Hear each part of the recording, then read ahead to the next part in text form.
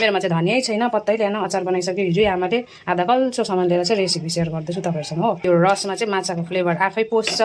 Hello साथीहरू, good afternoon. सबैजनाको good afternoon पनि भइसक्यो, लन्च पनि भइसक्यो। मेरो चाहिँ अहिले लन्च पाक्दैछ, 12 बजिसक्यो, 12 नागिसकेको छ।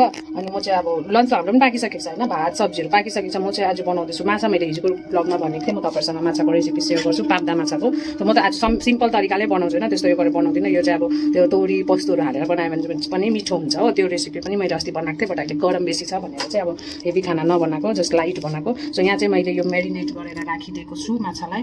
हिजो मैले हल्दी नुन लगाएर मेरिनेट गरेको थिएँ होइन। आज चाहिँ मैले अलिकति बेसन र तेल हालेर मेरिनेट गरेको छु, किनभने तालिँदैन नि त त्यो गऱ्यो भने। अन्त अलिकति हार्ड टाइपको कडा टाइपको हुन्छ होइन, कुरुम टाइपको। झोलमा ल्यायो भने त्यसै पनि नरम भइहाल्छ। सो यहाँनिर चाहिँ मैले प्याज पनि काटेर राखेको छु। यहाँ छ टमाटरको पेस्ट, यहाँ छ अदुवा लसुनको पेस्ट। अनि अब चाहिँ यो माछा फ्राई गर्छु म यसमा। अनि अरू के भन्नु, आज चाहिँ एकदमै सिम्पल, जस्ट पतला लाइट अब हुन्छ नि, पतला पतला झोल टाइपको त्यस्तो बनाउँछु हो। जसले चाहिँ यो माछा अब पहिला खानु भएको छैन, खानु मन छ, अन्त खानु पनि भएको छ भने अब थाहा छ होला तपाईँहरूलाई पनि, यो माछाको चाहिँ यस्तो भुँडीबाट सफा गर्दैन रहेछ होइन, यस्तो मुखबाट सफा गर्दा चाहिँ मुखको यस्तो चुच्चो काट्दा रहेछ, अन्त यहीँबाट चाहिँ सफा गर्छ। अनि यसमा चाहिँ काँडा पनि हुँदैन बेसी हो, काँडा बिचमा मात्रै काँडा हुन्छ, साइडमा हुँदैन। यो जुन चाहिँ हेर्नु हुँदैछ नि, यो वाला यो चाहिँ अब सफ्ट हुन्छ, यो खाँदा पनि हुन्छ, बिचको काँडा चाहिँ सफ्ट हुन्छ। अन्त यसमा बेसी काँडा पनि हुँदैन, अड्किँदैन पनि, डर हुँदैन। जसले माछा अब खानु हुँदैन त्यति बेसी उनीहरूलाई डर पनि हुँदैन। सो यहाँ चाहिँ मेरो तेल तातिँदैछ, अब म यसमा माछा फ्राई गर्छु। यो चाहिँ 3टा किन भनेर सोच्नु हुँदैछ, 2टा, एउटा चाहिँ मैले राखिदिएको छु, एउटा पाप्दा माछा र 2टा चाहिँ रो माछा राखिदिएको छु होइन, भोलि पकाउनुको लागि। भोलि चाहिँ आज निलेशले खाँदैन नि त, आज बाहिर पुग्छ, अन्त आज चाहिँ खाँदैन। त्यही भएर मैले एउटा पिस राखिदिएको छु, भोलि फ्राई गरेर चाहिँ त्यसको बनाइदिन्छु। र 2टा रो माछाको पिस पनि छ आमा र नानीलाई भोलि मङ्गलबार। म त खाँदिनँ अब यो। अन्त यो चाहिँ 3टा म आमा र नानीलाई बनाउँदैछु। रानीले पनि त्यति बेसी खाँदैन, खिलाएर त खान्छ, आफै चाहिँ खाँदैन। सो आज चाहिँ म यो पकाउँछु नि त तपाईँलाई सेयर गर्छु ल। अन्त अझै एउटा कुरा साथीहरू, यो माछा चाहिँ पुरा पड्किन्छ हो। तपाईँहरू चाहिँ पकाउने हाल्ने बित्तिकै साइड हटिहाल्नु, पड्केको हेर्नुहोस्। यो माछा पकाउँदा चाहिँ एकदमै सावधानले पकाउनुपर्छ है साथीहरू, पड्केको हेरिहाल्नुहोस्। अनि मैले जब त्यो यो हालेको थिएँ नि बेसन, हेर्नुभयो, यो सिधाको सिधै छ, कचल्लेको पनि छैन। हेर्नुभयो त कस्तो पड्क्यो, अम्बो म त बिर्सेछु कि पड्किन्छ भनेर। त्यहीँ रहेछु अम्मामा, म त यत्तिकै भयो एकछिन त। त्यसपछि चाहिँ माछा हालेर यता साइड हट्यो। यो माछा पकाउँदा चाहिँ तपाईँहरूले एकदमै सावधानले पकाउनु, जसले अब पहिला पकाउनु भएको छैन। खानुमा चाहिँ मिठो हुन्छ, तर तेलले फेरि अनुहार डाम्यो भने त भयो, सक्यो होइन। घाम चाहिँ पुरा लागिरहेको छ है।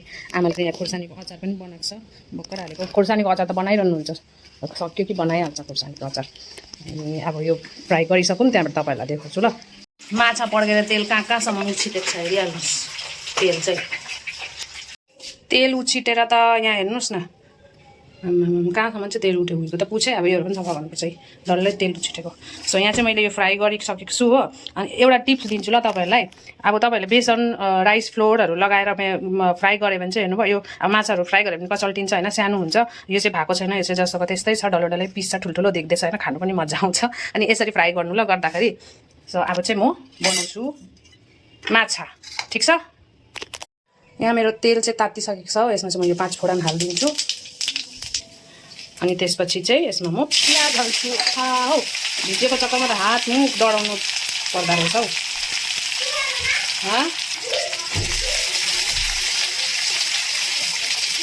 5 फोरनको जग्गामा चाहिँ कालो जिरा मात्रै पनि हाल्नु सक्नुहुन्छ। मेरोमा चाहिँ मिक्स थियो सबै भनेर मैले 5 फोरन नै हालेँ, कालो जिरा चाहिँ अलिक बेसी गरेर हालेको छु। यसलाई चाहिँ फ्राई गर्छु। अब अलिकति नुन हालिदिन्छु हो, छिटो पाक्छ नि त प्याज हालेपछि, त्यही भएर। अनि यहाँ चाहिँ मैले मसलाहरू सबै मिक्स गरेर राखेँ। यसमा अदुवा लसुनको पेस्ट छ, जिरा धनियाको पाउडर छ, अनि यसमा छ तपाईँको हल्दी, धुलो खुर्सानीहरू छ होइन। यसलाई चाहिँ मिक्स गरेर राखेँ। यहाँबाट चाहिँ यसलाई फ्राई गरिसकेर चाहिँ मसला हालेर भुट्नुपर्छ। अनि तपाईँहरूले चाह्यो भने तोरी र पोस्टु पनि हाल्नु सक्नुहुन्छ, यही मसलामा मिक्स गरेर हो पिसेर। यो चाहिँ मैले आज हालिनँ, किनभने आमालाई अलिक पेटमा अब ग्यासको प्रब्लम हुन्छ नि त, त्यो सर्छु तोरीहरू खायो भने हो, त्यही भएर चाहिँ मैले हालिनँ। अनि अब नेक्स्ट बनाउँदा चाहिँ म तपाईँहरूसँग सेयर गर्छु त्यसरी बनाएर। त्यसमा चाहिँ मैले अलिकति कश्मिरी लाल हालेर, कश्मिरी तिखा लाल होइन, कश्मिरी लाल हालेर चाहिँ भुट्दैछु, किनभने त्यसमा कलर चाहिँ राम्रो हुन्छ। अलिक कलर आएन भने खाना नि मलाई पनि कस्तो सादा लाग्छ, त्यही भएर चाहिँ मैले यसमा कश्मिरी लाल हाल्दैछु। कश्मिरी लाल त अब पिरो हुँदैन ज्यादा। र यसमा तपाईँहरूले के भन्छ यो हरियो खुर्सानी पनि हाल्नु, मैले चाहिँ हालिनँ, नानीले खान्छ पिरो हुन्छ भनेर। अब चाहिँ म यो मसला हालिदिन्छु, त्यसपछि चाहिँ मैले भुट्छु। यो त अब सबैले जान्ने नै कुरा हो, नयाँ कुरा त केही छैन।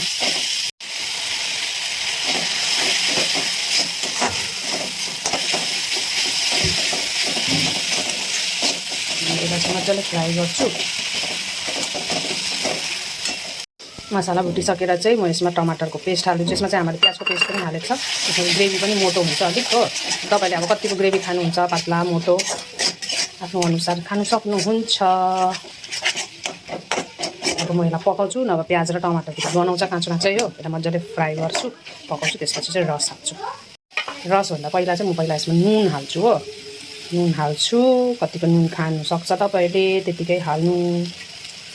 हामीले चाहिँ अलिकति कम्ती नै खान्छु, आमाले कम्ती खानुहुन्छ, त्यही भएर म चाहिँ पकाउँदा पकाउँदा प्यास लाग्यो। फेरि पानी चाहिँ पुरा पिउनुपर्छ, अझ गरम भइरहेको छ कि, त्यही भएर बेसी पिउने मान्छे त म पनि होइन,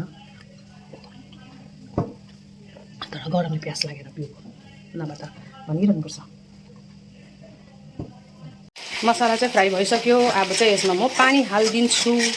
पानी हालेर चाहिँ यसमा बोइल गर्नुपर्छ। कतिको ग्रेभी कतिको रस खानुहुन्छ त्यही हिसाबले पानी हाल्नुहोस् हो। हामी चाहिँ अझै अलिकति पानी हाल्छु। यसमा मैले पानी हालिदिएँ हो। अब चाहिँ यसको रस खानुपर्छ। माछामा त अटोमेटिक माछामा माछा हाल्यो भने त अटोमेटिक यसको टेस्ट चेन्ज भइहाल्छ, माछाको फ्लेभर पसिहाल्छ हो। जस्तो माछा खानुहुन्छ त्यस्तै फ्लेभर पस्छ। यसै जान्ने नै कुरा हो सबैलाई। अझ फेरि पानी हाल्छु। यसलाई म अब अलिकति एक बोइल होस्, त्यसपछि चाहिँ आएछ फेरि। यसमा चाहिँ मैले माछा हालिदिएँ होइन। अब चाहिँ यो रसमा चाहिँ माछाको फ्लेभर आफै पस्छ। भिडियो अनै गरेको छुइनँ रहेछु, अन्त बोल्दै रहेछु हो। माछा चाहिँ हालिसकेको छु भिडियो गर्दै, भिडियो अनै थिएन रहेछ। र यसमा चाहिँ मैले अब माछा हालिदिएँ होइन। अब एक बोइल होस्, त्यसपछि चाहिँ म यसलाई बन्द गरिदिन्छु। यसमा चाहिँ धनियाँ पनि तपाईँहरूले हाल्नु। मेरोमा चाहिँ धनियै छैन, पत्तै ल्याएन। अचार बनाइसक्यो हिजै आमाले। आधा कल्चो सामान लिएर चाहिँ रेसिपी सेयर गर्दैछु तपाईँहरूसँग हो। केही माइन्ड नगर्नुहोस् ल। यसमा चाहिँ तपाईँहरू धनियाँ बारीमा धनियाँ ल्याएर बारीबाट फ्रेस धनियाँ हाल्नुहोस्। बजारको धनियाँ छ भने बजारको धनियाँ हाल्नुहोस् हो। मेरोमा चाहिँ धनियाँ छैन कहीँको पनि, न बारीको न बजारको, मैले चाहिँ हालिनँ। अब यो पाक्यो। नुन चाहिँ तपाईँहरूले टेस्ट गर्नुहोस्। अब नुन कतिको लाग्छ म त चाखेको छुइनँ, चाख्दिनँ पनि होइन। अन्त अब चाहिँ यो दिउँसो खाना खाँदै थाहा पाउँछु। दिउँसोकै बेला त भइसक्यो नि खाना खाने। अब अझै अलिकति ढिलो खान्छु नि त, हामी 1:30 बजीतिर खान्छु। अझै 1 बज्दैछ। अब चाहिँ म यसलाई बन्द गरिदिन्छु। यो चाहिँ भयो, उम्ल्यो। माछा त अलरेडी पाकिसकेको छ हो। बेसी पकाउनु हुँदैन, नभए ऱ्यात्तै हुन्छ। लु अब चाहिँ मैले ग्यास पनि बन्द गरिदिएँ अनि यसलाई छोपिदिएँ। अब चाहिँ भयो, सक्यो मेरो रेसिपी। तपाईँहरूलाई कस्तो लाग्यो के लाग्यो भन्नु त हुँदैन तपाईँहरूले होइन, तर पनि म रिक्वेस्ट गर्छु तपाईँहरूलाई कि प्लिज मेरो भिडियोलाई चाहिँ अब मन परे पनि नपरे पनि जस्तै परे पनि तपाईँहरूले भनिदिनुहोस्, एउटा भए पनि कमेन्ट गरिदिनुहोस्। इच्छा लाग्यो भने अब चाहिँ म नुहाउनु जान्छु। त्यसपछि चाहिँ एकदम फ्रेस भएर चाहिँ माछा र भात गम गम खानुपर्छ ल मिलेर।